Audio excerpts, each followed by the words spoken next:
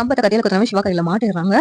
மாட்டினதும் சிவா இருந்துகிட்டு சஞ்சய் கிட்ட, "சார் இங்க பாருங்க சார். இவன் தான் சம்பத்த கத்தியால குத்திருக்கான் சார். இவன் தான் வந்து குற்றவாளி. இவன அரெஸ்ட் பண்ணுங்க சார். ஆறுமுகம் மேல எந்த தப்பும் இல்ல" அப்படி சொல்றாங்க. உடனே சஞ்சய் இருந்துகிட்டு, "இங்க பாரு, நீ எதுக்காக இதெல்லாம் பண்ண? சம்பத்த எதுக்காக கத்தியால குத்துன?" அப்படின்னு சொல்லி கேட்கும்போது, "ஆறுமுகம் சொல்லி தான் சார் நான் இதை செஞ்சேன்" அப்படின்னு சொல்லிட்டு அவன் வந்து போட்டு கொடுக்குறான். உடனே சஞ்சய், "இப்ப தெரிஞ்சுச்சா சார்? ஆறுமுகம் நான் சம்பத்த கத்தியால குத்தலன்னு சொன்னேன். அவன் சொன்னது உண்மைதான். அவன் அவன் குத்தல. அவன் ஆள வச்சு சம்பத்த கத்தியால குத்த வச்சிருக்கான். இனிமேலும் ஆறுமுகத்தை உங்களால காப்பாத்த முடியாது. எதுவா இருந்தாலும் நீங்க கோர்ட்ல பாத்துக்கோங்க. ஆறுமுகம் மேல நான் எஃப்ஐஆர் போட போறேன்" அப்படின்னு சொல்லிட்டு சஞ்சய் சொல்றாங்க. உடனே சிவா இருந்துட்டு, "சார் ஆறுமுகம் மேல எந்த தப்புமே இருக்காது சார்.